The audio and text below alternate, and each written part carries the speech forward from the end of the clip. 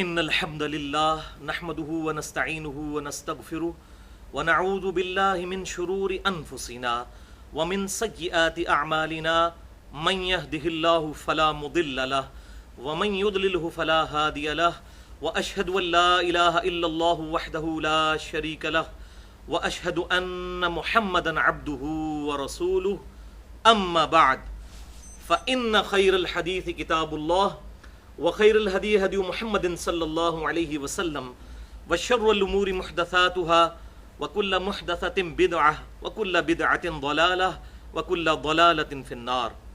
أعوذ بالله السميع العليم من الشيطان الرجيم من همزه ونفخه ونفثه. بسم الله الرحمن الرحيم. رب اشرح لي صدري ويسر لي أمري واحلل عقدة من لساني يفقهوا قولي. بسم الله الرحمن الرحيم. ان اللہ وملائکتہ یصلون علی النبی یا ایہا الذین آمنوا صلوا علیہ وسلموا تسلیما. اللہم صلی علی محمد وعلی آل محمد کما صلیت علی ابراہیم وعلی آل ابراہیم انک حمید مجید. اللہم بارک علی محمد وعلی آل محمد کما بارکت علی ابراہیم وعلی آل ابراہیم انک حمید مجید. الحمدللہ آج 6 اور 7 رمضان المبارک 1435 ہجری کی درمیانی رات 5 جولائی 2014 اور ہفتے کا دن ہے. بھائیو، ہماری آج کی ایکسکلوسیو گفتگو انشاءاللہ تعالی ہماری ویب سائٹ اہلسنتپاک.com پر، ہمارے یوٹیوب کے چینل اور tune.pk کا چینل انجینئر محمد علی مرزا کے تھرو اپلوڈ ہوگی، اور اس کا لنک انشاءاللہ ہمارا جو فیس بک کا ایڈریس ہمارے بھائی چلاتے ہیں انجینئر محمد علی مرزا کے نام سے، اس پہ بھی انشاءاللہ اس کا لنک آ جائے گا، اور اس کا عنوان ہوگا مسئلہ نمبر 91، صلاۃ التسبیح کے فضائل، سنت طریقہ اور صحیح احکام و مسائل. مسئلہ نمبر 91، صلاۃ التسبیح کے فضائل، سنت طریقہ اور صحیح احکام و مسائل. بھائیو، آج کی یہ گفتگو انشاءاللہ ایک ویڈیو بک بن جائے گی، کیونکہ پوری دنیا سے مجھے اس ٹاپک پہ ای میلز ریسیو ہوئیں، خصوصاً اب رمضان المبارک کا مہینہ چونکہ شروع ہے، بابرکت مہینہ ہے، اور خصوصاً قیام اللیل کے حوالے سے جہاں اور عبادات ہیں وہاں پر صلاۃ التسبیح کی بھی بڑی اہمیت ہے، اور اس حوالے سے بھی کافی اختلافی مسائل پائے جاتے ہیں. تو پوری دنیا سے ای میلز ریسیو ہوتی رہیں پچھلے 1-2 سال میں. اب میں نے اللہ کے فضل سے یہ ارادہ کیا ہے کہ اس ٹاپک کو بھی ویڈیو میں ریکارڈ کروایا جائے، تاکہ اس حوالے سے بھی لوگوں کے پاس صحیح مواد اویلیبل ہو. آج کی گفتگو میں جتنی بھی احادیث آئیں گی انشاءاللہ میں ان کے مکمل ریفرنسز دے دوں گا، اور خصوصاً جو کرٹیکل احادیث ہوں گی ان کے نمبرز علماء حرمین، بیروت اور دارالسلام کی انٹرنیشنل نمبرنگ کے مطابق، جس کے مطابق عربی کتب شائع ہوتی ہیں اور عربی سافٹ ویئر مکتبۃ الشاملہ اور دوسرے سافٹ ویئرز بنتے ہیں، ان کے مطابق میں انشاءاللہ دے دوں گا.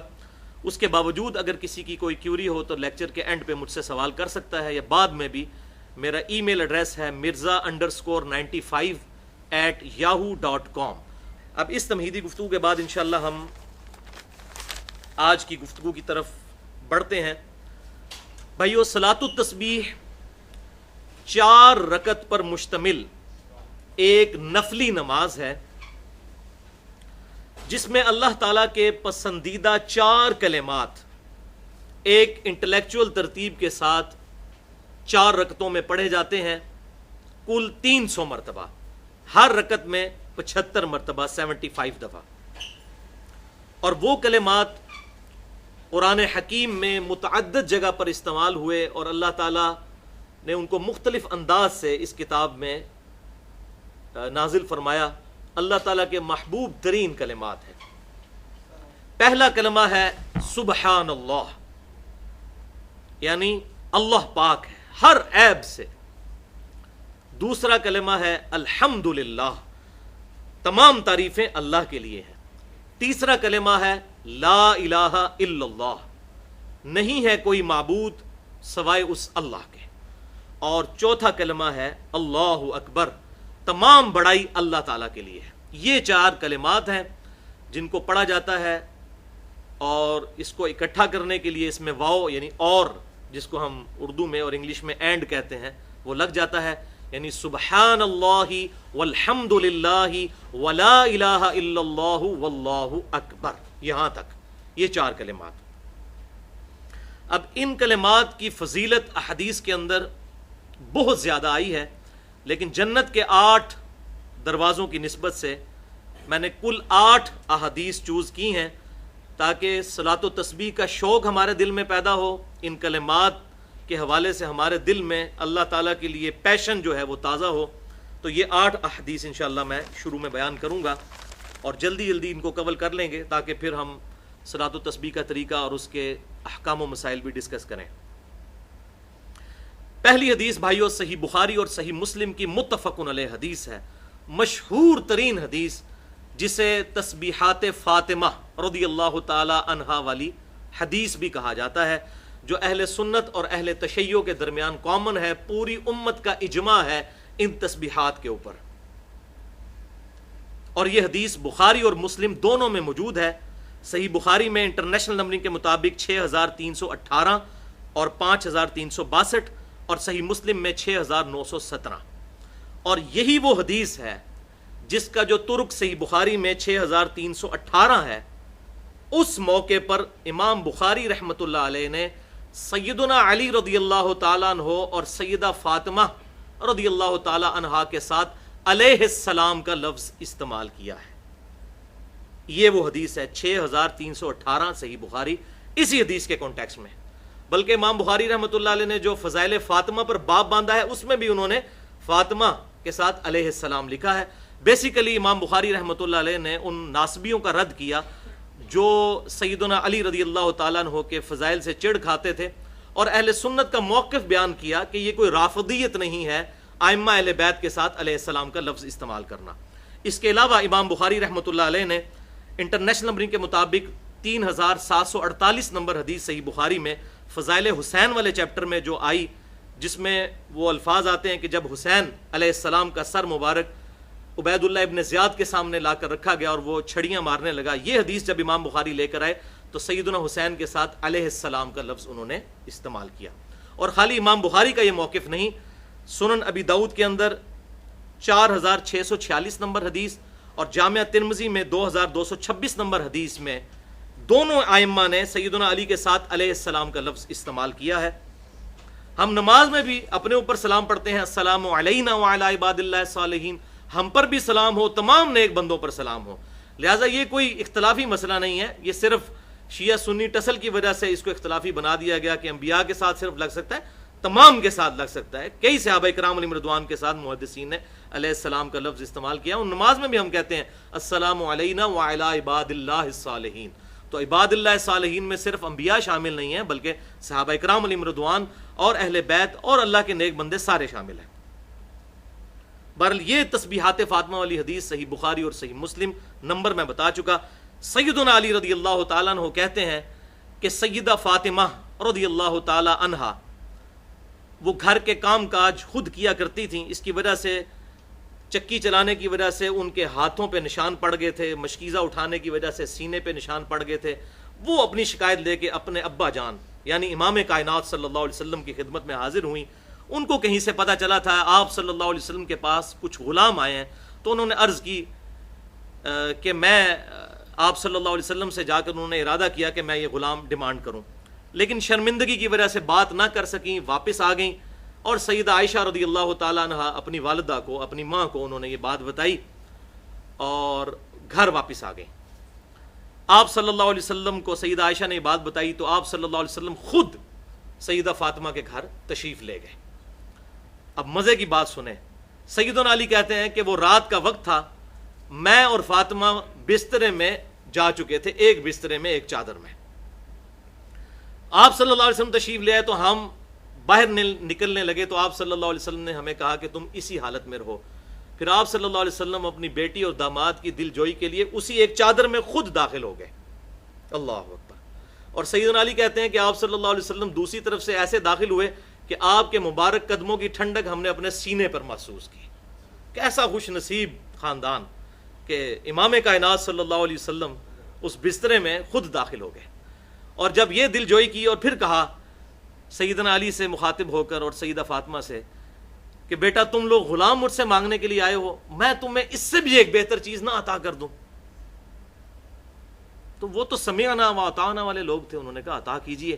تو آپ صلی اللہ علیہ وسلم نے فرمایا کہ جب بھی تم اپنے بسترے پر جانے لگو تو 33 مرتبہ سبحان اللہ، 33 دفعہ الحمدللہ اور 34 مرتبہ اللہ اکبر پڑھ لیا کرو، یہ تمہارے لیے غلام سے بھی بہتر ہوگا۔ سبحان اللہ۔ تو یہ 100 مکمل بن جاتے ہیں، 33 سبحان اللہ، 33 الحمدللہ اور 34 مرتبہ اللہ اکبر۔ اسی لیے اس کو تسبیحات فاطمہ بھی کہا جاتا ہے، یہ فرض نماز کے علاوہ کے بعد بھی پڑھی جاتی ہیں، وہ آگے احادیث بھی آ جائیں گی۔ اب یہ حدیث یہاں پر بخاری اور مسلم کی مکمل نہیں ہوتی، بخاری میں 5362 اور مسلم میں 6917 آگے الفاظ ہیں کہ وہ تابعی کہتے ہیں سیدنا علی رضی اللہ تعالیٰ عنہ سے کہ اے امیر المؤمنین، کیا یہ تسبیحات جو آپ صلی اللہ علیہ وسلم نے آپ کو بتائیں یہ آپ پڑھتے رہے؟ انہوں نے کہا کہ اللہ کی قسم میں نے پوری زندگی ان تسبیحات کو کبھی نہیں چھوڑا۔ پھر اس نے سوال کیا کیا جنگ صفین کی رات میں بھی، یہ بخاری اور مسلم کے الفاظ ہیں، کیا جنگ صفین کی رات میں بھی جب آپ پر اتنا مشکل وقت تھا اس وقت بھی آپ نے یہ تسبیحات نہیں چھوڑی؟ تو انہوں نے کہا اللہ کی قسم صفین کی راتوں میں بھی میں یہ تسبیحات پڑھا کرتا تھا۔ حالانکہ وہ سیدنا علی پر ایک مشکل وقت تھا، خلافت راشدہ کا نظام، خصوصاً شیخین سیدنا ابو بکر و عمر رضی اللہ تعالی عنہما کے طرز خلافت کو بچانے کا ایک آخری موقع تھا جو سیدنا علی رضی اللہ تعالیٰ عنہ نے کوشش کی، لیکن وہ تاریخ کا ایک دردناک باب ہے، آج اس کو ڈسکس کرنے کی حاجت نہیں۔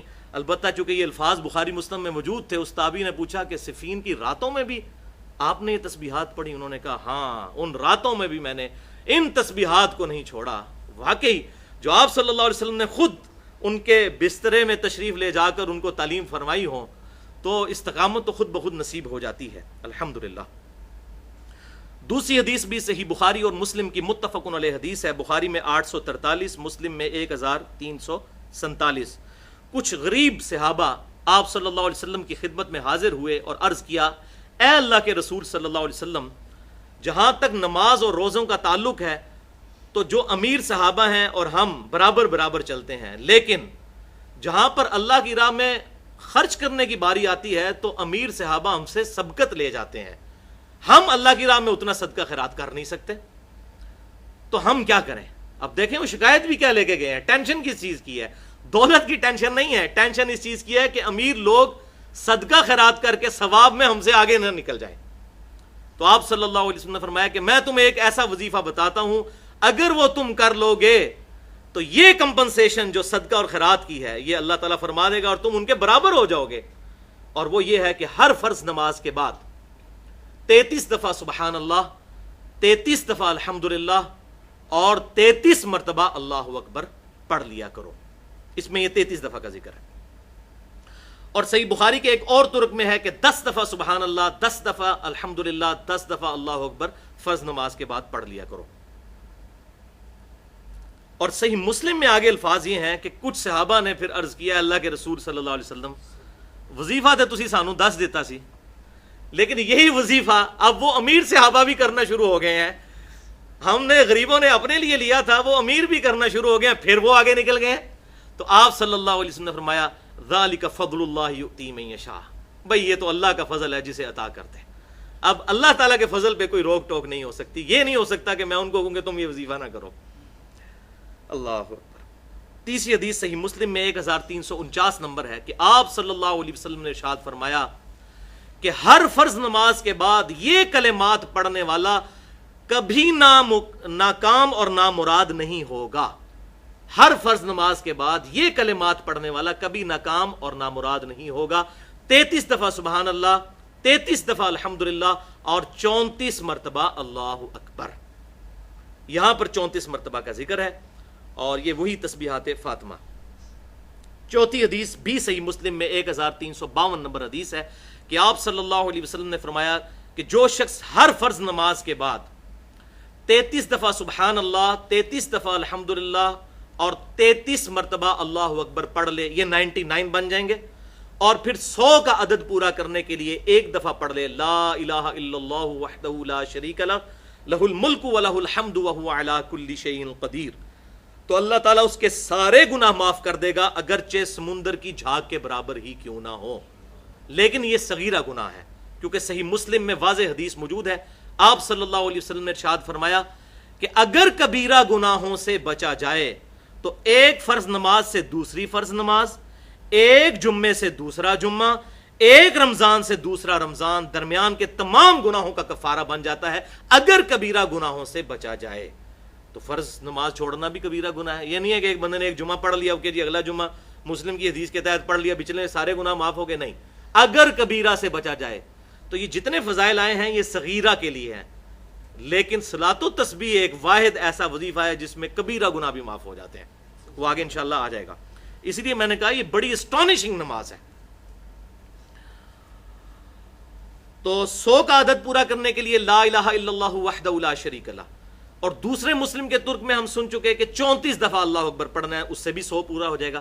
لہٰذا یہ دو طریقے ہیں 100 کو پورا کرنے کے، ایک دفعہ اللہ اکبر پڑھ لیں، 33 مرتبہ سبحان اللہ الحمدللہ اللہ اکبر، یہ 33 مرتبہ، اور پھر 100 پورا کرنے کے لیے یا ایک دفعہ اللہ اکبر کہہ لیں یا ایک دفعہ لا الہ الا اللہ وحدہ لا شریک لہ لہ الملک ولہ الحمد وہو علی کل شیء قدیر، اور بہتر ہے کہ ان دونوں وظائف پہ عمل کیا جائے بیک وقت۔ سنن نسائی کے اندر اسی کانٹیکسٹ میں ایک حدیث ہے 1351، اس میں آپ صلی اللہ علیہ وسلم نے فرض نماز کے بعد 25 مرتبہ 4 وظائف تعلیم فرما دیے، 25 مرتبہ سبحان اللہ، 25 دفعہ الحمدللہ، 25 دفعہ اللہ اکبر، اور 25 دفعہ لا الہ الا اللہ۔ یہ وہ 4 کلمات صلاۃ و تسبیح والے پورے ہو گئے۔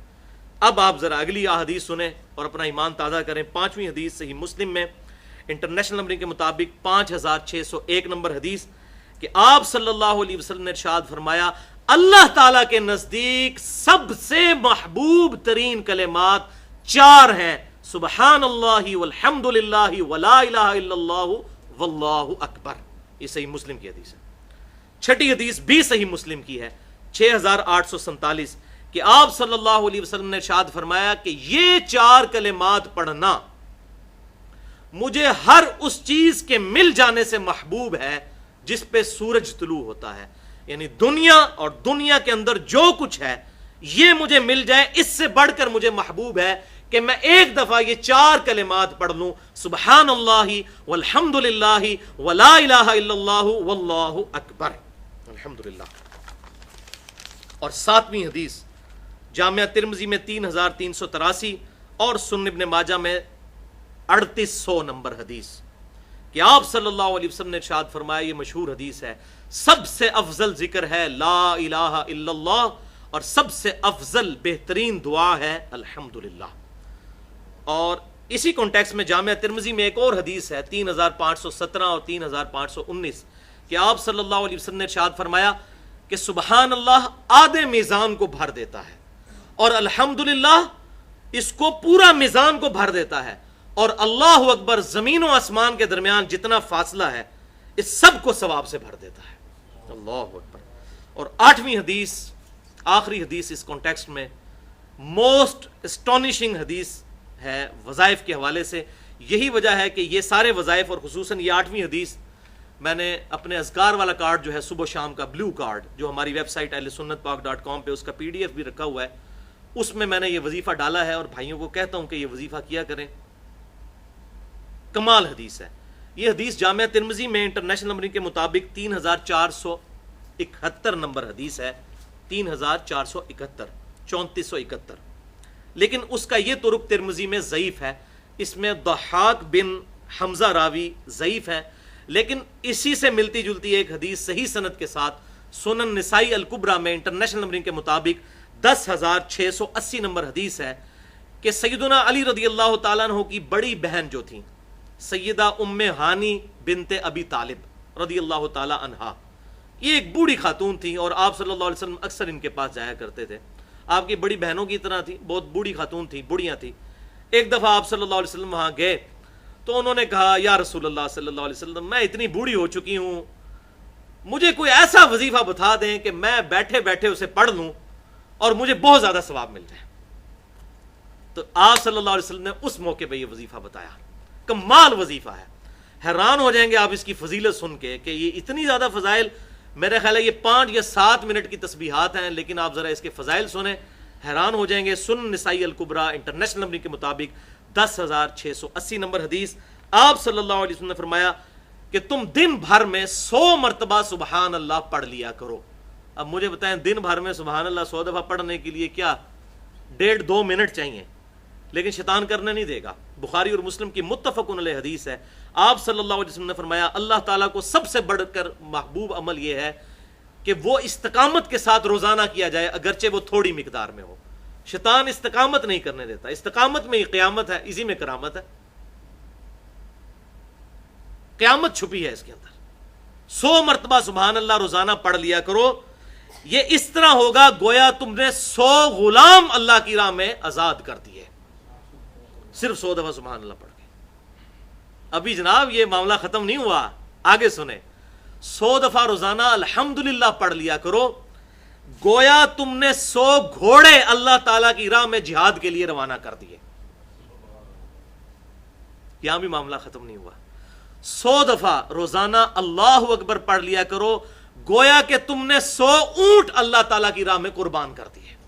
بھائی جی 1.5 کروڑ روپے کا ایک اونٹ آتا ہے, جو صحیح اونٹ ہو, 1.5 لاکھ روپے کا, 1.5 لاکھ روپے کا, تو یہ 1.5 کروڑ بن گیا 100 اونٹ کی قیمت.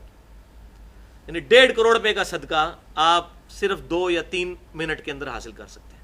اور پھر فرمایا 100 دفعہ لا الہ الا اللہ روزانہ پڑھ لیا کرو.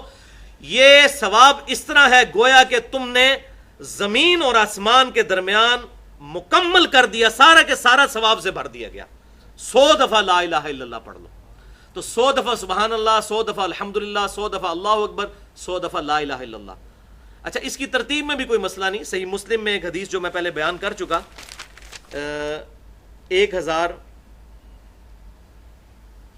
5601 کہ آپ صلی اللہ علیہ وسلم نے فرمایا کہ اللہ تعالیٰ کو یہ 4 کلمات محبوب ترین ہیں. اس میں آگے الفاظ ہیں چاہے ان کو آگے پیچھے کر کے بھی پڑھ لو اس کا ثواب اسی طرح رہے گا. یعنی یہ ترتیب ضروری نہیں ہے کہ آپ نے پہلے سبحان اللہ ہی پڑھنا ہے, پھر الحمدللہ پڑھنا ہے, پھر لا الہ الا اللہ یا اللہ اکبر. یہ ترتیب کسی بھی ترتیب سے پڑھو تمہیں نقصان نہیں دیں گے. یہ صحیح مسلم 5601 نمبر حدیث میں موجود ہے. البتہ جو سنت طریقہ ہے وہ یہی ہے کہ تسبیحات کو ہم جب صلاۃ التسبیح میں پڑھیں گے تو سبحان اللہ والحمد للہ ولا الہ الا اللہ واللہ اکبر پڑھیں گے. اب ان تسبیحات کو یاد کرنا بھی کوئی مشکل نہیں. تسبیحات فاطمہ سب کو آتی ہیں, 33 دفعہ ہم سب پڑھتے ہیں, بس صرف ایک واو لگانی ہے بیچ میں. سبحان اللہ والحمد للہ اور لا الہ الا اللہ پہلے آ جائے گا, ولا الہ الا اللہ واللہ اکبر. لا الہ الا اللہ ہمارا بیسک کلمہ ہے. تو یہ 4 کلمات ہیں جو آپ پڑھ لیں گے تو صلاۃ التسبیح کے اندر آپ کو اذکار اویلیبل ہوں گے. اب آتے ہیں صلاۃ التسبیح کی طرف. ایک دفعہ شوق اور محبت کے ساتھ دروشی پڑھ لیجئے. اللہم صلی علی محمد وعلی آل محمد کما صلیت علی ابراہیم وعلی آل ابراہیم انک حمید مجید. اللہم بارک علی محمد وعلی آل محمد کما بارکت علی ابراہیم وعلی آل ابراہیم انک حمید مجید. بھائیو صلاۃ التسبیح اہل سنت کی بڑی بڑی 4 کتب کے اندر صحیح سند کے ساتھ موجود ہے.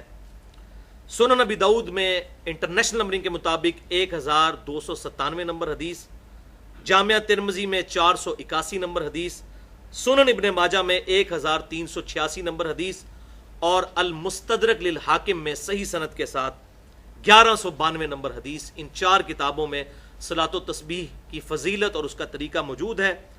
اور اس حدیث کو امام ذہبی رحمۃ اللہ علیہ نے بھی صحیح کہا, امام مسلم رحمۃ اللہ علیہ نے بھی صحیح کہا, امام ابو داؤد رحمۃ اللہ علیہ نے بھی صحیح کہا, اسی طریقے سے امام ابن حجر عسقلانی رحمۃ اللہ علیہ نے بھی صحیح کہا. اور دور حاضر میں بڑے بڑے جو علماء ہیں, شیخ احمد شاکر رحمۃ اللہ علیہ, شیخ البانی رحمۃ اللہ علیہ اور شیخ زبیر علی زئی رحمہم اللہ اجمعین, تمام کے نزدیک یہ حدیث صحیح ہے.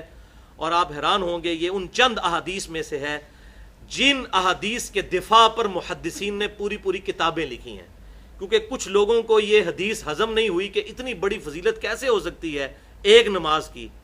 اور میں سمجھتا ہوں ہو سکتی ہے, یہ نماز شیطان پڑھنے ہی نہیں دیتا. تو کچھ لوگوں نے اس پہ جرح کی، تو محدثین نے مستقل کتابیں لکھی اس حدیث کے دفاع پر. لہٰذا الحمدللہ اہل سنت کے تمام محدثین کا، جو بڑے بڑے محدثین ہیں ہمارے اسلاف، ان کا اس پر اتفاق ہے کہ حدیث بالکل صحیح سند کے ساتھ موجود ہے.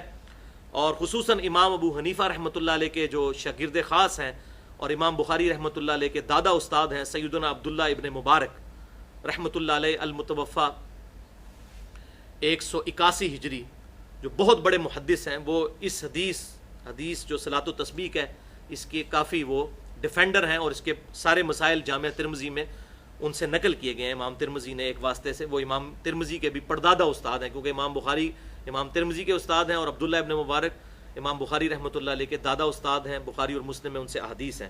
لہذا 481 نمبر حدیث جامعہ ترمذی میں عبداللہ ابن مبارک سے لی انہوں نے سارے مسائل صلاۃ و تسبیح کے. سمجھنے کے لیے وہ آج انشاءاللہ ساتھ ڈسکس بھی ہو جائیں گے.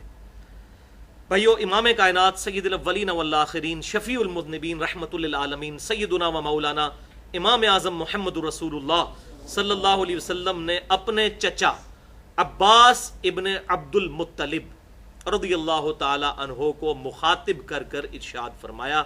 حدیث کا ریفرنس میں پہلے دے چکا 4 کتابوں سے. اب ورڈ بائی ورڈ، لفظ بائی لفظ میں یہ الفاظ پڑھنے لگا ہوں تاکہ آپ کو اس کا ٹیسٹ بھی فیل ہو. آپ صلی اللہ علیہ وسلم نے اپنے چچا سے فرمایا، چچا جان، کیا میں آپ کو کچھ عنایت نہ کروں؟ کیا میں آپ کو کوئی تحفہ پیش نہ کروں؟ کیا میں آپ کو اس عمل کی وجہ سے 10 خصلتوں والا اچھا انسان نہ بنا دوں؟ یہ 10 خصلتیں اس میں آ جائیں گی، جوڑوں کی شکل میں 5 جوڑے آئیں گے اور وہ 10 خصلتیں بن جائیں گی. میں گنتا جاتا ہوں. تو پھر آپ صلی اللہ علیہ وسلم نے ارشاد فرمایا کہ جب اے چچا جان آپ یہ عمل کر لیں گے تو نمبر 1 اللہ آپ کے اگلے اور پچھلے، نمبر 2 پرانے اور نئے، نمبر 3 جان بوجھ کر کیے یا انجانے میں کیے، نمبر 4 چھوٹے اور بڑے کبیرہ بھی، اور نمبر 5 چھپے ہوئے اور ظاہر تمام گناہ معاف کر دے گا. اب یہ 5 جوڑیاں آئیں اور 10 خصلتیں جو آپ صلی اللہ علیہ وسلم نے ارشاد فرمائی تھی وہ اس میں پوری ہو گئی. الحمدللہ. مجھے بتائیں یہ فضیلت آج تک کسی عمل کے لیے سنی؟ صرف 50 منٹ سے 1 گھنٹے کا عمل ہے. اگر آہستہ آہستہ کریں، تھوڑی سپیڈ سے کریں تو 40 منٹ میں. اللہ اکبر. پھر آپ صلی اللہ علیہ وسلم نے ارشاد فرمایا، چچا جان 4 رکعتیں اس طرح ادا کریں نفل نماز کی کہ ہر رکعت میں سورۃ الفاتحہ اور 1 سورت پڑھیں، اور جب آپ قرات سے فارغ ہو جائیں تو قیام کی حالت میں یہ کلمات 15 دفعہ پڑھیں، سبحان اللہ والحمد للہ ولا الہ الا اللہ واللہ اکبر. بس یہ ایک جگہ ہے جہاں پر 15 دفعہ پڑھنا ہے، باقی پوری نماز میں 10 دفعہ، قیام میں 15 دفعہ، سورت سے فارغ ہونے کے بعد رکوع میں جانے سے پہلے. پھر آپ رکوع میں جائیں اور رکوع میں انہی کلمات کو 10 مرتبہ دہرائیں. پھر رکوع سے اٹھ جائیں اور 10 بار یہی کلمات پڑھیں. پھر سجدے میں جائیں اور ان کلمات کو 10 دفعہ پڑھیں. پھر سجدے سے سر اٹھائیں، یعنی دونوں سجدوں کے درمیان جو جلسہ ہے اس میں 10 مرتبہ پڑھیں. پھر دوسرے سجدے میں جائیں اور اس میں 10 مرتبہ اس تسبیح کو پڑھیں. پھر سجدے سے سر اٹھائیں اور قیام میں جانے سے پہلے، یعنی جلسہ استراحت کے اندر دوسرے سجدے کے بعد پھر بیٹھ جائیں، جو ہم بیٹھتے ہیں، لیکن عام نمازوں میں اس میں کچھ تسبیحات نہیں پڑھی جاتی، لیکن صلاۃ و تسبیح میں اس دوسرے جلسہ استراحت میں یہ 10 دفعہ پڑھیں گے. تو یہ کل ایک رکعت میں 75 مرتبہ ہو جائیں گے. اس طرح ان 4 رکعتوں میں یہ عمل دہرائیں تو کتنا ہو گیا؟ 75 ضرب 4 300 مرتبہ یہ عمل ہو جائیں گے. اور پھر آپ صلی اللہ علیہ وسلم نے پھر 5 باتیں ارشاد فرمائی. چچا جان ہو سکے تو یہ نماز روزانہ ادا کریں. اگر روزانہ نہ ادا کر سکیں تو ہر جمعے کو ادا کر لیں. ہر جمعے کو ادا نہ کر سکیں تو ہر مہینے میں 1 مرتبہ ادا کر لیں. اگر ہر مہینے نہ پڑھ سکیں تو ہر سال میں 1 مرتبہ. اور اگر سال میں 1 مرتبہ بھی نہ پڑھ سکیں تو چچا جان زندگی میں 1 دفعہ اس نماز کو ضرور پڑھیے گا. اللہ اکبر. آپ اندازہ کریں، آپ صلی اللہ علیہ وسلم کی ذرا ترغیب کا انداز دیکھیں. روزانہ نمبر 1، نمبر 2 نہیں پڑھ سکتے تو جمعے کے جمعے، نمبر 3 مہینے کے مہینے، نمبر 4 سال میں 1 مرتبہ. اب رمضان شریف کا مہینہ ہے، اس میں تو ہمیں توفیق ہو جانی چاہیے، سال میں 1 مرتبہ اس کیٹیگری میں تو ہم فعال کر ہی جائیں. کہ سال میں ایک دفعہ یا رمضان کے ہر جمعے میں پڑھ لیں، سال میں ایک دفعہ نہیں، تو کہا کہ زندگی میں چچا ایک دفعہ نماز یہ ضرور پڑھ لینا۔ کیا انداز ہے ترغیب کا، الحمدللہ۔ اب اسی کانٹیکسٹ میں آخر میں صلاۃ التسبیح سے ریلیٹڈ 8 صحیح احکام و مسائل بیان کروں گا، تاکہ اس میں جو اختلافی مسائل ہیں وہ بھی کور ہو جائیں، جو کیوریز ہیں وہ بھی ریزالو ہو جائیں۔ لیکن ایک دفعہ طریقے کو ریپیٹ کر لیتے ہیں۔ قیام کی حالت میں ہم نے 15 دفعہ رکوع میں جانے سے پہلے، یعنی سورت ملانے کے بعد اس کو پڑھنا ہے، سبحان اللہ والحمد للہ ولا الہ الا اللہ واللہ اکبر۔ اس کے بعد رکوع میں جانے کے بعد رکوع کی تسبیحات پڑھنے کے بعد وہ آگے آ بھی جائے گا، 10 دفعہ پڑھنا ہے۔ کتنے ہو گئے؟ 25۔ پھر رکوع سے سر اٹھا کر ربنا لک الحمد کہہ کر 10 دفعہ، 35۔ پھر سجدے میں سبحان ربی الاعلیٰ کے بعد 10 دفعہ، 45۔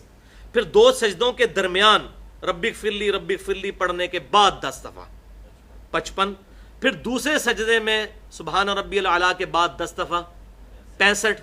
پھر دوسرے سجدے سے سر اٹھا کر پھر بیٹھ جاتے ہیں جلسہ استراحت، جس کا بخاری میں حکم ہے 6251 نمبر حدیث میں۔ تو یہ ہو جائیں گے پھر 75 مرتبہ، جب ادھر بھی 10 دفعہ پڑھ لیں گے تو ایک رکعت میں 75 مرتبہ اور 4 رکعتوں میں 300 مرتبہ ہو جائیں گے۔ اب باقی آپ کو انشاءاللہ ان مسائل میں علمی پوائنٹس جو 8 میں نے ڈسکس کرنے ہیں، یہ بات کلیئر ہو جائے گی۔ علمی پوائنٹ نمبر 1 کہ صلاۃ و تسبیح کی 4 رکعات اکٹھی پڑھنی ہے یا 2 کر کے پڑھنی ہے، کیونکہ کچھ سنتیں ہم اکٹھی بھی پڑھ لیتے ہیں عموماً، جیسے ظہر کی 4 سنتیں ہیں، اور بعض 2 کر کے بھی پڑھتے ہیں، جیسے ابھی قیام اللیل کیا ہم نے، یہ 2 کر کے پڑھی جاتی ہیں۔ تو بھائیو یہ بات یاد رکھیے، اصولی بات، کہ جتنی بھی نفلی نمازیں ہیں ادر دین فرض، شریعت کی ٹرم میں 2 ہی نمازیں ہیں، یا فرض نماز ہے یا نفلی نماز۔ فرض 17 ہیں، 2 فجر کے، 4 ظہر، 4 عصر، 3 مغرب، 4 عشاء۔ اس کے علاوہ جتنی نمازیں ہیں وہ نفلی نمازیں ہیں، کبھی ہم ان کو سنت موقدہ کہہ دیتے ہیں، کبھی غیر موقدہ کہہ دیتے ہیں، کبھی اس کو وطر کہہ دیتے ہیں۔ یہ مختلف الفاظ سمجھانے کے لیے بولے جاتے ہیں، ادروائز وہ ساری نفلی نمازیں ہیں۔ تو نفلی نمازیں جتنی بھی ہیں وہ پسندیدہ یہ ہے کہ 2 رکعت کر کے پڑھی جائیں۔ چنانچہ صحیح بخاری اور مسلم کی متفق علیہ حدیث ہے، بخاری میں 990 نمبر، مسلم میں 1748۔ عبداللہ بن عمر رضی اللہ تعالی عنہما روایت کرتے ہیں کہ آپ صلی اللہ علیہ وسلم نے ارشاد فرمایا کہ رات کی نفلی نماز 2 رکعت ہے، جب تمہیں صبح کا اندیشہ ہو تو 1 رکعت ساتھ ملا لو، یہ تمہاری پوری نماز کو وطر کر دے گی۔ وطر عربی میں کہتے ہیں آڈ کو، تاک کو۔ تو 2 کر کے پڑھتے جائیں، آخر میں 1 رکعت ملا لیں تو ساری وطر نماز بن جائے گی۔ تو رات کی نماز 2 نفل ہے، 2 رکعت کر کے۔ اب رات میں جتنی بھی سنتیں پڑھی جائیں گی، ابھی قیام اللیل یہ بھی سنت موقدہ ہے، یہ بھی ہم نے 2 رکعت کر کے پڑھا، یہی سنت مبارکہ ہے۔ تو میں پھر وہ بات ریپیٹ کر دوں کہ یہ نوافل جتنے ہیں، فرض کے علاوہ جتنی نمازیں ہیں یہ نفلی نمازیں ہی ہیں، ان پہ نفل کا اطلاق ہوتا ہے۔ ہم سمجھانے کے لیے سنت موقدہ یا باقی الفاظ استعمال کرتے ہیں، جیسے بخاری اور مسلم کی متفق علیہ حدیث ہے، ام حبیبہ رضی اللہ تعالی عنہا روایت کرتی ہیں کہ آپ صلی اللہ علیہ وسلم نے فرض کے علاوہ 12 رکعتیں کبھی نہیں چھوڑی نفلی۔ اب ہم ان کو سنت موقدہ کہتے ہیں، تاکید کی گئی سنتیں۔ ویسے تو فرض نماز بھی سنت ہے، لیکن فرض کے ساتھ یہ اضافی چونکہ نفلی نماز تھی، آپ صلی اللہ علیہ وسلم کی سنت تھی یہ نفلی نماز، 12 رکعتیں۔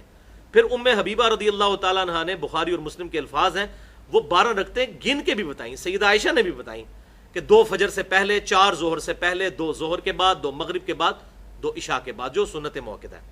ایک بخاری کی حدیث میں آتا ہے کہ عبداللہ بن عمر کہتے ہیں کہ آپ صلی اللہ علیہ وسلم نے ظہر سے پہلے 2 رکعتیں پڑھی تھی، لیکن وہ عدم ذکر ہے، وہ 2 ہو سکتے ہیں آپ گھر پڑھ کے آئے ہوں، 2 مسجد میں پڑھی ہوں، پڑھنی 4 ہی ہیں ظہر سے پہلے، اگر رہ جائیں تو بعد میں پڑھ لیں، کیونکہ 12 رکعتیں تبھی پوری ہوں گی جب ظہر سے پہلے 4 پڑھی جائیں گی۔ لہٰذا وہ عدم ذکر والی روایت ہے بخاری میں، بعض لوگ لے کے ظہر سے پہلے 2 بھی پڑھ کے گزارا کرتے ہیں، 4 ہی پڑھنی ہے، اگر ٹائم نہیں ہے تو 2 پھر بعد میں پڑھ لیں، 2 پہلے پڑھ لیں، 2 بعد میں پڑھ لیں، بعد والی تو پڑھنی ہے، یہ اضافی 2 اور پڑھ لیں تاکہ 6 سنتیں ظہر کی پوری ہو جائیں، اس حوالے سے۔ اچھا، سنن ابی داؤد میں انٹرنیشنل نمبرنگ کے مطابق 1295 نمبر حدیث ہے، یہی عبداللہ بن عمر رضی اللہ تعالی عنہما کہتے ہیں کہ آپ صلی اللہ علیہ وسلم نے ارشاد فرمایا کہ رات اور دن کی نفلی نماز 2 رکعت ہے۔ لو جی، مسئلہ ہی حل ہو گیا۔ چاہے دن کو کوئی نوافل پڑھے جائیں، سنت موقدہ یا غیر موقدہ یا عام نفل، یا رات کو پڑھے جائیں، قیام اللیل یا وتر کوئی بھی، وہ 2 رکعت ہے۔ اس حدیث سے یہ بات پتہ چل گئی کہ دن اور رات میں نفلی نماز 2 کر کے پڑھنی ہے، لہٰذا ظہر سے پہلے جو 4 سنتیں آئی ہیں بخاری اور مسلم میں، وہ بھی 2 کر کے پڑھنی چاہیے، یہ سنت ہے۔ اسی طریقے سے صحیح مسلم میں حدیث ہے کہ جو جمعے کے بعد نماز پڑھے تو اسے چاہیے 4 رکعتیں پڑھے، تو وہ بھی 2 کر کے پڑھنی چاہیے۔ اسی طریقے سے عصر سے پہلے بھی 4 سنتیں غیر موقدہ ثابت ہیں، وہ بھی 2 کر کے پڑھنی چاہیے۔ تو دن کی نماز ہو یا رات کی 2 رکعت کر کے پڑھنی چاہیے۔ لیکن یہاں پر اب ایک ایکسیپشن ہے، اور وہ یہ کہ عبداللہ بن عمر رضی اللہ تعالی عنہما ہی جو ان اوپر والی دونوں حدیثوں کے راوی ہیں، اور جب حدیث راوی تک پہنچی ہے تو وہ اس حدیث کے فہم کو بھی سمجھتا ہے، عبداللہ بن عمر رضی اللہ تعالی عنہما کے بارے میں صحیح سند کے ساتھ مصنف ابن ابی شیبہ میں انٹرنیشنل نمبرنگ کے مطابق 6635 اور مصنف عبد الرزاق میں انٹرنیشنل نمبرنگ کے مطابق 4226 نمبر حدیث ہے۔ اب جب یہ صحابہ کرام کے اعمال کی باری آتی ہے تو فوراً مصنف ابن ابی شیبہ یا مصنف عبد الرزاق کا حوالہ آ جاتا ہے۔ اس کی وجہ یہ ہے کہ مصنف حدیث کی اس کتاب کو کہتے ہیں جس میں کثرت کے ساتھ صحابہ اور تابعین کے اعمال کو جمع کیا ہو، یہ مصنف میں ہی آپ کو ملے گا۔ مطلب اب میتھمیٹکس کی چیز آپ کو بیالوجی میں تو نہیں ملے گی، وہ میتھمیٹکس کی کتاب میں ملے گی۔ لہٰذا جب صحابہ کے اعمال جو ہیں وہ مصنف ابن ابی شیبہ جو روئے ارض پہ سب سے بڑی حدیث اور آثار کی کتاب ہے، 38,000 احادیث اور آثار ہیں اس میں، یہ مسند امام احمد سے بھی بڑی ہے۔ مسند امام احمد میں تو 27,647 ہیں، اس میں 38,000 آثار ہیں۔ اور امام ابن ابی شیبہ جنہوں نے یہ جمع کی، یہ امام بخاری اور امام مسلم کے استاد ہیں۔ امام بخاری نے تو ان سے 5 حدیثیں لیں، امام مسلم نے 1,500 حدیثیں صحیح مسلم میں امام ابن ابی شیبہ سے لی ہیں۔ 235 ہجری میں یہ فوت ہوئے، بہت بڑے اہل سنت کے امام ہیں الحمدللہ۔ تو یہ میں نے حوالہ دے دیا۔ عبداللہ بن عمر جو اوپر والی حدیث روایت کر رہے تھے کہ دن ہو یا رات 2 کر کے پڑھیں، ان کا اپنا عمل نافع رحمۃ اللہ علیہ، ان کے استاد نے، ان کے شاگرد اور امام مالک کے استاد ہیں امام نافع، انہوں نے نقل کیا۔ مصنف ابن ابی شیبہ اور مصنف عبد الرزاق کا میں نے حوالہ دے دیا کہ عبداللہ بن عمر رضی اللہ تعالیٰ عنہ رات کے نوافل تو 2 کر کے پڑھتے تھے، جبکہ دن کی جو نفلی نماز ہے وہ بسا اوقات 4 رکعتیں ایک سلام سے بھی پڑھ لیا کرتے تھے۔ یہ وہ حدیث ہے جس کی وجہ سے ہم ظہر کی 4 سنتوں کو، یا جمعے کے بعد جو صحیح مسلم میں 4 سنتیں آئیں ان کو، یا عصر سے پہلے 4 سنتیں غیر موقدہ کو ایک سلام کے ساتھ پڑھنے کو بھی جائز سمجھتے ہیں۔ 2 کر کے پڑھنے کی ضرورت نہیں، اکٹھی 4 بھی پڑھی جا سکتی ہیں۔ یہ صحابی کا عمل مل گیا اور اس کے خلاف کوئی بات نہیں ملتی، لہٰذا یہ حجت ہے۔ لیکن افضل یہی ہے کہ 2 کر کے پڑھیں۔ ہم تو بھائی الحمدللہ 2 کر کے ہی پڑھتے ہیں۔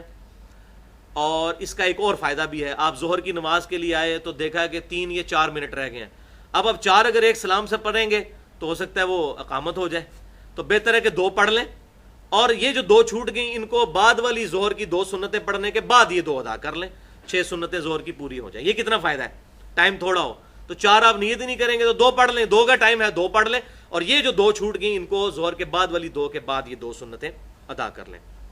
صلاۃ و تسبیح میں بھی دونوں طرح یہ طریقہ درست ہے، چونکہ یہ بھی نفلی نماز ہے، اور الحمدللہ یہ میں اپنی طرف سے نہیں کہہ رہا، خود جامعہ ترمذی میں امام ابو حنیفہ رحمۃ اللہ علیہ کے شاگرد اور امام بخاری رحمۃ اللہ علیہ کے دادا استاد عبداللہ ابن مبارک رحمۃ اللہ علیہ المتوفی 181 ہجری، ان سے جب پوچھا گیا کہ صلاۃ و تسبیح کو ایک سلام کے ساتھ 4 رکعتیں پڑھیں یا 2 رکعتیں کر کے پڑھیں، تو انہوں نے فرمایا کہ مجھے یہ پسند ہے کہ اگر تم صلاۃ و تسبیح کو رات کے وقت ادا کرو تو 2 رکعت کر کے ادا کرو، اور اگر دن کے وقت کرو تو 2 کر کے کرو، لیکن دن کے وقت اگر 4 ایک سلام سے پڑھ لو تب بھی ٹھیک ہے۔ دن کو بھی انہوں نے کہا کہ 2 کر کے ہی پڑھو، لیکن اکٹھی پڑھ سکتے ہیں، جیسے ظہر کی یا عصر کی پہلے والی، یہ سیدنا عبداللہ بن عمر رضی اللہ تعالیٰ عنہما سے ایک سلام سے ثابت ہے۔ لہٰذا دن ہو یا رات صلاۃ و تسبیح 2 کر کے پڑھنا ہی افضل ہے، اور اس کا بڑا فائدہ ہے، بندے کو تھوڑا سا ریسٹ مل جاتا ہے اور نماز میں خشوع و خضوع رہتا ہے۔ اور اس سے بڑھ کر یہ کہ اگر رکعت بھول گئی صلاۃ و تسبیح میں تو بڑا مسئلہ بن جائے گا، کیونکہ آپ نے تو اگر 3 اور 4 میں ہوا شک تو 3 کی طرف جانا ہے تو ایک اور پڑھنی پڑے گی، 2 رکعتوں میں آپ بھولیں گے نہیں، اور اگر آپ تھوڑی سی بھی نارمل سپیڈ سے پڑھیں تو 2 رکعتیں 20 منٹ میں پڑھی جاتی ہیں، اور اگر تھوڑا آہستہ پڑھیں تو آدھے گھنٹے میں 2 رکعتیں، اور بہت تیز پڑھنے والے 15 منٹ میں بھی 2 رکعتیں پڑھ لیتے ہیں. تو 2 رکعت کر کے اگر پڑھیں تو یہ زیادہ بہتر ہے. اس میں آسانی ہے اور اس میں آپ رکعتیں بھی نہیں بھولیں گے اور خوشی خضو بھی رہے گا. بیچ میں آپ ریسٹ بھی کر سکتے ہیں، پانی بھی پی سکتے ہیں. 4 رکعتیں آپ نے پوری کرنی ہے 2 کر کے. علمی پوائنٹ نمبر 2، صلاۃ و تسبیح میں جو یہ کلمات ہیں سبحان اللہ والحمد للہ ولا الہ الا اللہ واللہ اکبر، یہ تسبیحات کے بعد پڑھنے ہیں یا پہلے جو رکوع اور سجدے کی ہیں؟ اس کے بارے میں حدیث میں الفاظ کوئی نہیں موجود، لیکن جامعہ ترمذی میں وہی عبداللہ بن مبارک کی 481 نمبر جو حدیث ہے، جب عبداللہ ابن مبارک سے پوچھا گیا کہ یہ حدیث میں ہے کہ رکوع میں بھی 10 دفعہ، سجدوں میں بھی 10 دفعہ، تو یہ کب پڑھنی ہے؟ تو انہوں نے کہا کہ سبحان ربی العظیم، سبحان ربی العلیٰ پڑھنے کے بعد 10 دفعہ پڑھنی ہے. لہٰذا یہ ساری تسبیحات جو اوریجنل نماز کے اندر پڑھا جاتا ہے اس کو پڑھنے کے بعد، لہٰذا دوسرے رکعت کے اندر، دوسری رکعت میں جو ہم تشہد پڑھتے ہیں، تشہد اور درود شریف اور دعا پڑھنے کے بعد اس کو 10 دفعہ ہم پڑھیں گے. تو اوریجنل نماز اپنی جگہ رہے گی، اس کے پڑھنے کے بعد یہ 10 مرتبہ پڑھی جائیں گی. اور حدیث میں ایک چیز تو ظاہر ہو گئی نا کہ رکوع میں جانے سے پہلے سورت ملانے کے بعد پڑھنا ہے، تو رکوع میں بھی ظاہر ہے سبحان ربی العظیم کے بعد ہی پڑھیں گے، قومے میں ربنا لک الحمد کے بعد ہی پڑھیں گے، جلسے میں رب اغفر لی کے بعد ہی پڑھیں گے، سجدے میں سبحان ربی العلیٰ کے بعد ہی پڑھیں گے، اور تشہد میں درود شریف اور دعا پڑھنے کے بعد ہی پڑھیں گے. یہ مسئلہ بھی الحمدللہ اس حوالے سے حل ہو گیا اور عبداللہ ابن مبارک نے یہ پوائنٹ بھی بیان کر دیا. علمی پوائنٹ نمبر 3 کہ ہر رکن میں تسبیحات کو شمار کرنے کا طریقہ کیا ہوگا؟ اب ظاہر ہے یہ تسبیحات کو گننا بھی تو ہے نا، یا تسبیح ہاتھ میں پکڑ لیں، یہ کیا کریں، دانے پکڑ لیں، کیا کریں؟ تو اس کے لیے اجتہادی مسئلہ یہی ہے کہ اگر تو کنسنٹریشن سے کیا جائے تو 10 مرتبہ یاد رہتا ہے، لیکن اگر کسی کو یاد نہیں رہتا تو وہ اپنے ہاتھ کی انگلیوں کو دبا کے اس کو مینج کر سکتا ہے. مثلا آپ جب ایک دفعہ پڑھیں تو یہ شہادت کی انگلی یوں دبا دیں اپنے جسم کے ساتھ ہے، سبحان اللہ والحمد للہ ولا الہ الا اللہ واللہ اکبر، پھر دوسری، پھر تیسری، پھر چوتھی، پھر پانچویں، پھر بائیں ہاتھ کی یہ انگلیاں دباتے جائیں اپنے جسم کے ساتھ. اور پھر قیام میں چونکہ 15 دفعہ پڑھنا ہے تو 5 دائیں پہ، 5 بائیں پہ، پھر واپس 5 دائیں پہ. اور وہ میں نے آپ کو پہلے بھی بتایا کہ جو حدیث پیش کرتے ہیں کہ جی دائیں ہاتھ پہ شمار کرنا چاہیے، ابو داؤد کی وہ روایت پکی ضعیف ہے، اس میں عامش مدلس ہیں اور ان سے روایت کر رہے ہیں، اور مدلس کی ان والی روایت سما کی تصریح کے بغیر ضعیف ہوتی ہے. اور وہ حدیث جو جامعہ ترمذی اور ابو داؤد میں دونوں میں موجود ہے کہ ان انگلیوں پر شمار کیا کرو، انگلیاں قیامت والے دن اللہ کے ذکر کی گواہی دیں گی، اس کے تحت دائیں اور بائیں دونوں پر شمار کرنا چاہیے. اور صلاۃ و تسبیح میں آپ کو اس کی ضرورت پڑے گی، کیونکہ اگر دائیں پہ ہی 15 کرتے رہے نا اور 10 پہ پہنچے تو آپ کو شک پڑ جائے پتہ نہیں 5 ہے یا 10 ہے، تو یہ پھر آپ 25 ہی پڑھتے رہیں گے، زیادہ بھی نہیں پڑھنا. یہ بھی یاد رکھیں، کوشش کرنی ہے کہ 300 کا عدد ہی پڑھیں، کیونکہ چابی جب تالے کو کھولنے کے لیے چابی استعمال کی جاتی ہے، اس کے کنگرے زیادہ ہوتا تب بھی نہیں چابی سے تالا کھولتا. تو یہ پرٹیکولر الفاظ ہیں، ان کو اتنا ہی ادا کرنا چاہیے، اسی کے اندر عافیت ہے. اچھا، لہٰذا یہ انگلیوں کو دبا کر ہم رکوع میں بھی گھٹنوں کو پکڑا ہو تو انگلیاں دباتے جائیں یوں کر کے یوں، تو آپ کو گننے میں آسانی رہے گی انشاءاللہ تعالی. علمی پوائنٹ نمبر 4 کہ اگر کسی رکن میں 10 مرتبہ صلاۃ یہ تسبیحات پڑھنا بھول گئے، مثلا آپ رکوع میں سبحان ربی العظیم 3 دفعہ پڑھ کے فوراً سمی اللہ لمن حمیدہ میں کھڑے ہو گئے، ربنا لک الحمد، اب یاد آیا یار 10 دفعہ پڑھنا تھا، تو آپ پھر اب ربنا لک الحمد کہہ کے 20 دفعہ اس کو پڑھ لیں تاکہ وہ گنتی پوری ہو جائے 75 مرتبہ کی. تو ایک رکن میں اگر 10 دفعہ چھوٹ جائے تو اگلے رکن میں 20 دفعہ پڑھ لیں تاکہ وہ گنتی ساتھ ساتھ ایک رکعت کی جو گنتی ہے وہ 75 مرتبہ پوری ہوتی جائے، اور 4 رکعتوں میں انشاءاللہ یہ 300 مرتبہ بن جائے گی. علمی پوائنٹ نمبر 5 کہ اگر کوئی ایسی غلطی لاحق ہو جائے صلاۃ و تسبیح میں کہ سجدہ سہو کرنا پڑ جائے، یعنی آپ 4 رکعت میں اکٹھی پڑھ رہے تھے، دوسری رکعت میں تشہد کرنا بھول گئے، تو اب ظاہر ہے سجدہ سہو واجب ہوگا. وہ بخاری اور مسلم میں حدیث موجود ہے، آپ صلی اللہ علیہ وسلم بھی ایک دفعہ بھول گئے تھے. تو ایک تو آپ نے وہ تشہد کے ساتھ تسبیحات ہیں وہ بھی پوری کریں گے پھر قیام میں، پھر دوسرا آخر میں سجدہ سہو کریں گے. اب سجدہ سہو میں بھی کیا تسبیحات کرنی ہوں گی؟ تو اس کا جواب بھی عبداللہ ابن مبارک نے جامعہ ترمذی 481 نمبر حدیث میں دے دیا. جب ان سے پوچھا گیا کہ اگر سجدہ سہو کیا جائے تو اس میں یہ تسبیحات پڑھنی ہوں گی، تو عبداللہ بن مبارک نے کہا کہ نہیں پڑھنی ہوں گی، اس لیے کہ 300 مرتبہ تم پہلے ہی پڑھ چکے ہو، 300 سے زیادہ دفعہ نہیں پڑھنا. لہٰذا صلاۃ و تسبیح میں اگر 4 رکعتوں میں ایسا مسئلہ ہو گیا اور آپ نے سجدہ سہو کرنا ہے تو سجدہ سہو کے جو 2 سجدے ہیں ان میں سبحان اللہ والحمدللہ ولا الہ الا اللہ واللہ اکبر نہیں پڑھنا، بلکہ اس کو عام طریقے سے کرنا ہے، کیونکہ 300 کی گنتی آپ آلریڈی صلاۃ و تسبیح میں پوری کر چکے ہیں، بات بھی لاجیکل ہے الحمدللہ۔ اب یہاں پر یہ بھی بات یاد رکھیں، بعض لوگ کہتے ہیں کہ جی آپ درمیان والے تشہد میں درود شریف اگر ملا لیا تو سجدہ سہو واجب ہو جائے گا، فرض نماز کے لیے کہتے ہیں، نفل کے لیے وہ قائل ہیں۔ تو یہ مسئلہ بھی ذرا کلیئر کر لیجئے کہ چاہے فرض نماز کا تشہد ہو یا نفلی نماز کا، درمیان والے تشہد میں 4 رکعتوں میں دوسرے تشہد کے بعد درود شریف اور دعا پڑھنا بھی جائز بلکہ افضل اور سنت ہے۔ یہ صرف اجازت ہے کہ آپ عبدہ و رسولہ پڑھ کر اٹھ جائیں، سنت موقدہ میں بھی اٹھ سکتے ہیں، نفل میں بھی اٹھ سکتے ہیں، فرض میں بھی اٹھ سکتے ہیں، لیکن افضل سنت طریقہ یہی ہے کہ آپ صلی اللہ علیہ وسلم اس کو ساتھ ملا بھی لیتے تھے اور کبھی چھوڑ بھی دیتے تھے، جیسا کہ فرض کی تیسری اور چوتھی رکعت میں سورت ملانا بھی آپ صلی اللہ علیہ وسلم سے صحیح مسلم میں ثابت ہے، اور چھوڑنا بھی ثابت ہے آخری 2 رکعتوں میں۔ اسی طریقے سے درمیان والے تشہد میں درود شریف پڑھنا بھی ثابت ہے اور چھوڑ دینا بھی، درود شریف اور دعا بھی ثابت ہے۔ اور یہ میں حوالہ دے دیتا ہوں، سنن نسائی میں انٹرنیشنل نمبر کے مطابق 1721 نمبر حدیث ہے کہ نبی صلی اللہ علیہ وسلم نے 9 وتر ایک سلام کے ساتھ پڑھے، اور اما عائشہ کہتی ہیں کہ آپ صلی اللہ علیہ وسلم 8ویں رکعت میں تشہد پڑھا آپ نے، اور تشہد دعا سمیت پڑھا، درود شریف بھی پڑھا، تشہد پڑھا، اور دعا پڑھنے کے بعد سلام نہیں پھیرا بلکہ 9ویں رکعت کے لیے کھڑے ہو گئے، اور پھر آپ صلی اللہ علیہ وسلم نے 9ویں رکعت میں دوبارہ تشہد کیا اور پھر یہ دوبارہ پڑھ کے پھر سلام پھیرا۔ اور وتر تو حنفیوں کے نزدیک واجب ہے، لہٰذا ان کا مسئلہ جو اس معاملے میں کلیئر ہو گیا کہ واجب نماز میں بھی درمیان والے تشہد میں آپ صلی اللہ علیہ وسلم نے پورا درود شریف و دعا بھی پڑھی۔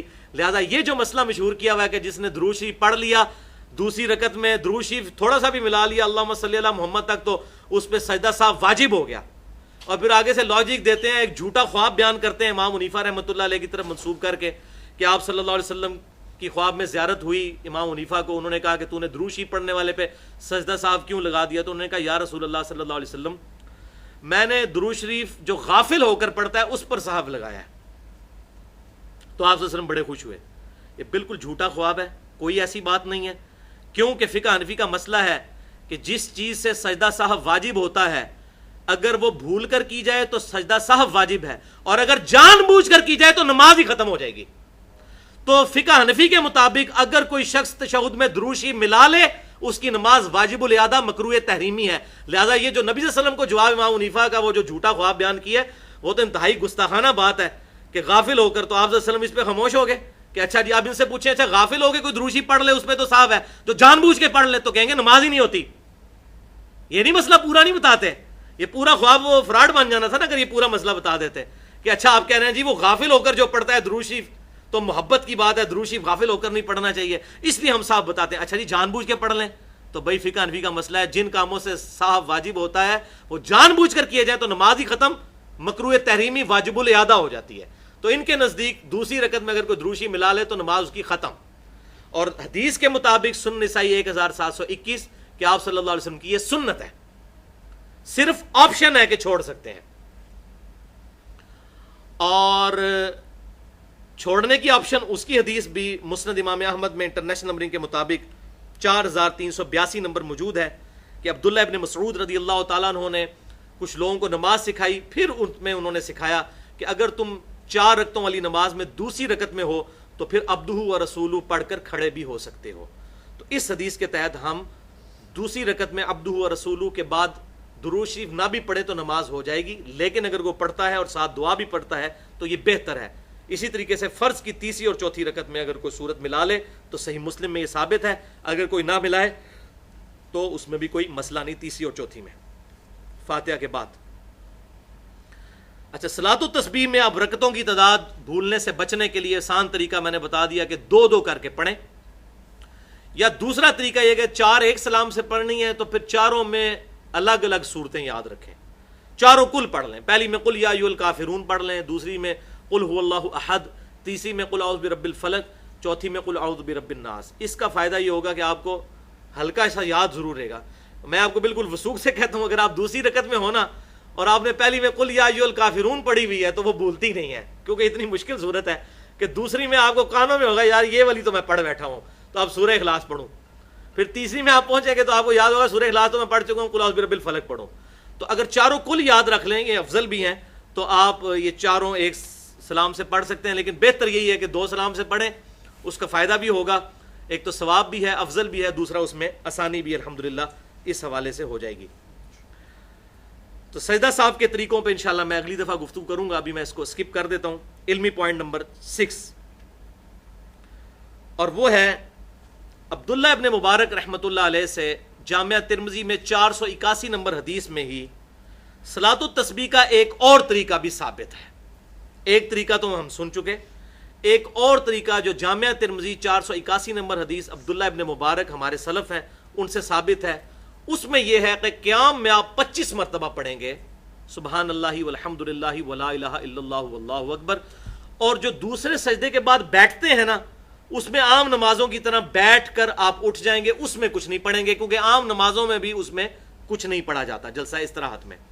تو 25 دفعہ کیسے کہ عبداللہ ابن مبارک نے پھر وہ بتایا جامعہ ترمذی 481 نمبر کہ سبحانک اللہم و بحمدک و تبارک اسمک و تعالی جدک و لا الہ غیرک پڑھنے کے بعد 15 دفعہ پڑھو سبحان اللہ والحمد للہ ولا الہ الا اللہ واللہ اکبر، اور پھر سورۃ الفاتحہ پڑھو اعوذ باللہ بسم اللہ پڑھنے کے بعد، پھر سورت ملاؤ اور رکوع میں جانے سے پہلے 10 دفعہ پڑھ لو. یہ فرق ہے اس طریقے اور اس طریقے میں، کیونکہ یہ بھی ہمارے سلف سے ثابت ہے، یہ بھی جائز ہے، لیکن افضل وہی ہے جو آپ صلی اللہ علیہ وسلم کی مرفوع حدیث میں میں پہلے بیان کر چکا، وہ بہتر طریقہ ہے. یہ طریقہ بھی چونکہ موجود تھا، اور اس حدیث سے ایک اور بات بھی پتہ چل گئی جو میں اکثر کہتا ہوں کہ سب سے بہتر ثنا جو ہے نماز میں وہ یہی ہے سبحانک اللہم و بحمدک و تبارک اسمک و تعالی جدک و لا الہ غیرک، کیونکہ بخاری اور مسلم میں ہے کہ آپ صلی اللہ علیہ وسلم یہ ثنا پڑھا کرتے تھے اللہم باعد بینی و بین خطایایا کما بعدت بین المشرق والمغرب.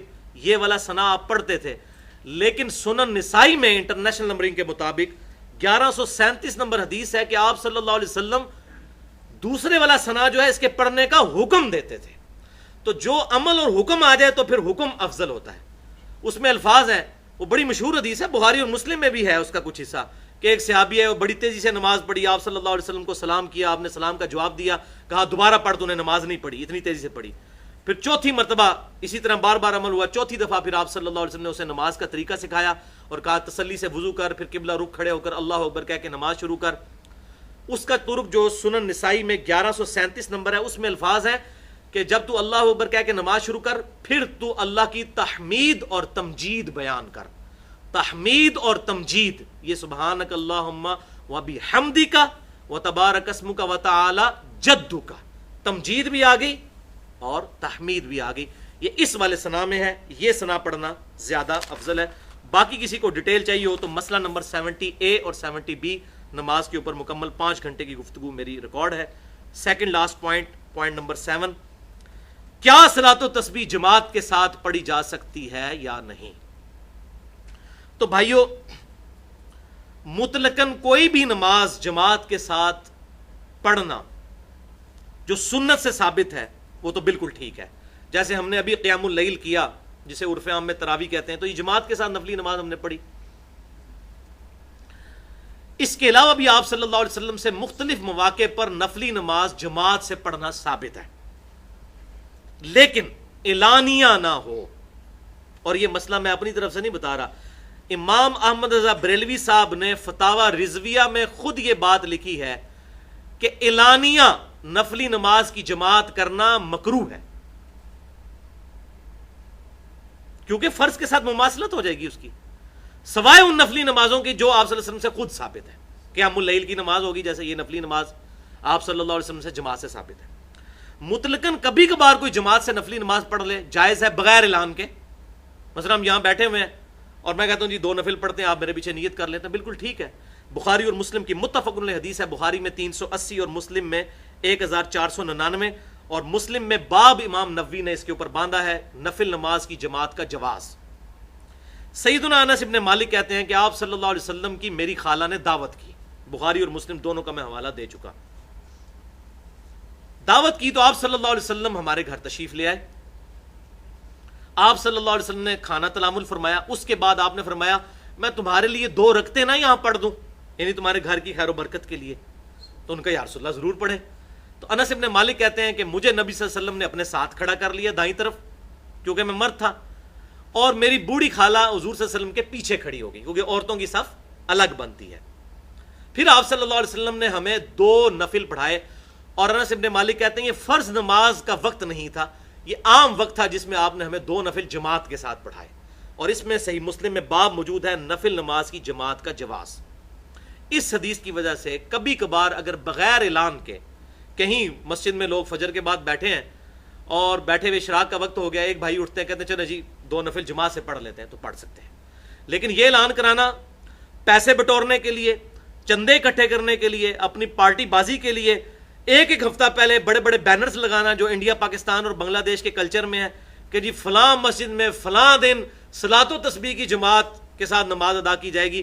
تو احمد بریلوی صاحب نے فتاوی رضویہ میں یہ بات لکھی ہے کہ یہ مکروہ ہے. ان کا میں نے حوالہ دے دیا, ان کی بات بالکل ٹھیک ہے, میں اس کو انڈورس بھی اس حوالے سے کرتا ہوں. آخری علمی پوائنٹ نمبر 8, صلاۃ و تسبیح کن کن موقعوں پر پڑھی جائے. بھائیو اس کے لیے کوئی وقت مخصوص نہیں. آپ اس حدیث میں سن چکے کہ چاہے روزانہ پڑھ لیں, یا جمعے کے جمعے پڑھ لیں, یا مہینے میں ایک مرتبہ, یا سال میں ایک مرتبہ, یا زندگی میں ایک مرتبہ, جب چاہے پڑھ سکتے ہیں. اس کے لیے وقت کے مخصوص کرنے کا کوئی معاملہ نہیں ہے. البتہ جمعے کا دن پریفریبل ہے. اس کی کیا وجہ ہے؟ بخاری اور مسلم کی متفق علیہ حدیث ہے, بخاری میں 929, مسلم 1984, کہ آپ صلی اللہ علیہ وسلم نے فرمایا کہ جمعے والے دن فرشتے مسجد کے دروازے پر بیٹھ جاتے ہیں, اور جمعے کی نماز پڑھنے کے لیے جو لوگ آتے ہیں رجسٹر میں ان کے نام نوٹ کرتے ہیں. جو سب سے پہلے آ جائے, جو پہلے سب سے آئے, اس کے لیے اونٹ کی قربانی کا ثواب ہے. جو اس کے بعد آئے اس کے لیے گائے کی قربانی, جو اس کے بعد آئے اس کے لیے بھیڑ کی قربانی, جو اس کے بعد آئے اس کو مرغی صدقہ کرنے, اور جو بالکل اینڈ پہ آئے اس کو انڈا صدقہ کرنے کا ثواب ملتا ہے. اور جب امام ممبر پر آ جاتا ہے تو فرشتے اپنا رجسٹر بند کر دیتے ہیں اور امام کی تقریر سننا شروع کر دیتے ہیں. اس کے بعد جو آئے گا اس کو ایکسٹرا آرڈنری ثواب نہیں جمعے کا ملے گا, بس ٹوٹل پورا ہوگا. تو اس سے یہ پتا چلا کہ صبح سویرے ہی مسجد میں جانا چاہیے, اور صحابہ کرام علیہم رضوان تو اشراق کے وقت ہی جمعے والے دن مسجد میں آ جایا کرتے تھے. گاؤں ایریے سے آنا ہوتا تھا, اور جمعہ تو ہوتا ہی گاؤں میں تھا, گاؤں میں جمعہ نہیں ہوتا, شہر میں ہوتا تھا, تو وہ صبح سویرے ہی آ جاتے تھے اونٹ کی قربانی کا ثواب حاصل کرنے کے لیے. لہٰذا اگر صبح سویرے آ جائیں تو صلاۃ و تسبیح پڑھنے کا بڑا اچھا موقع ہے. اور صحیح بخاری میں 883 نمبر حدیث ہے کہ آپ صلی اللہ علیہ وسلم نے فرمایا جب جمعے کے لیے مسجد میں آؤ تو جتنی اللہ توفیق دے اتنی نماز پڑھو. اور بخاری اور مسلم کی متفق علیہ حدیث ہے اگر امام تقریر کر رہا ہو, خطبے کی حالت میں ہو, تو پھر 2 رکعتیں پڑھنی, اس سے زیادہ نہیں. لیکن اس سے پہلے جمعے کی اکثر لوگ پوچھتے ہیں کتنی رکعتیں ہیں, تو جمعے کی اگر امام تقریر کر رہا ہو تو 2 رکعتیں ہیں, اور اگر آپ پہلے آ جائیں تو چاہے آپ 10 پڑھیں, 20 پڑھیں, 50 پڑھیں, 100 پڑھیں, جتنی مرضی. کہا کہ جو آپ صبح سویرے اشراق کے وقت آئے گا تو جمعہ تو 1:30 بجے ہو رہا ہے, تو 50-100 رکعتیں بھی پڑھ سکتا ہے. اس دوران صلاۃ و تسبیح پڑھی جا سکتی ہے, یہ ٹائم اچھا ہمارے پاس موجود ہوتا ہے. تو جمعے کی سے پہلے جتنی مرضی رکعتیں پڑھیں, اگر امام آ گیا ممبر پہ تو پھر 2 رکعتیں, اور بعد میں صحیح مسلم میں حدیث ہے کہ 4 رکعتیں پڑھنی ہے. تو میرا بھی مشورہ یہ ہے کہ جمعے والے دن ہم صلاۃ و تسبیح کی عادت ڈالیں کہ جمعے والے دن ہم امام کی تقریر شروع ہونے سے 1 گھنٹہ پہلے مسجد میں چلے جائیں. یعنی جمعے کا ہم اہتمام کریں نا. اس کا یہ مسلمانوں کے لیے عید کا بھی دن ہے, بخاری اور مسلم میں موجود ہے. اس دن آدم علیہ السلام بھی پیدا ہوئے, اسی دن قیامت قائم ہوگی, تو ایک بابرکت دن ہے جمعے والے دن. اور حدیث میں بھی الفاظ ہم سن چکے کہ ہو سکے چچا جان ہر جمعے کو یہ نماز پڑھ لینا. تو جمعے کے جمعے خصوصاً اب رمضان المبارک کے مہینے میں تو ہم یہ 4 جمعے آ رہے ہیں, جو ایک تو گزر گیا, 3 اور آئیں گے, بلکہ 4 اور آ جائیں گے, 3, تو ان میں ہم اہتمام کر لیں. اس کے علاوہ بھی ہر جمعے کا اہتمام کر لیں. اور یہاں پر آخر میں ایک مسئلہ بھی کلیئر کر دوں کہ صحیح مسلم میں ایک حدیث ہے کہ آپ صلی اللہ علیہ وسلم نے جمعے کے دن اور جمعے کی رات, یعنی جمعرات اور جمعے کی درمیانی رات, ان 2 مواقع کو کسی عبادت کے لیے مخصوص کرنے سے منع فرمایا ہے, قیام کے لیے بھی اور روزہ رکھنے کے لیے بھی. جمعے کا اکیلا روزہ کوئی نہیں رکھ سکتا, ساتھ ملائیں گے. لیکن یہ چیزیں استثناء ہوں گی. صلاۃ و تسبیح کا چونکہ آپ نے خود کہہ دیا کہ جمعے کو پڑھنی ہے, لہٰذا اب یہ اس میں شامل نہیں ہوگا. ہو سکتا ہے کسی کو ہیضہ ہو جائے کہ جی حضور نے تو جمعے کے دن عبادت مخصوص کرنے سے منع فرمایا ہے, تو صلاۃ و تسبیح نہیں پڑھنی چاہیے، تو پھر جمعے کی نماز بھی نہیں پڑھنی چاہیے، وہ کیوں مخصوص کی ہوئی ہے؟ تو وہ چیزیں جو آپ صلی اللہ علیہ وسلم نے تعلیم فرما دی وہ جمعے والے دن کرنی ہے، وہ اس سے باہر ہوں گی۔ اس کے علاوہ بھی المستدرک للحاکم میں صحیح سند کے ساتھ ہے کہ جو جمعے کے دن سورۃ الکہف پڑھ لے تو اگلے جمعے تک اس کے لیے ایک نور ہو جائے گا۔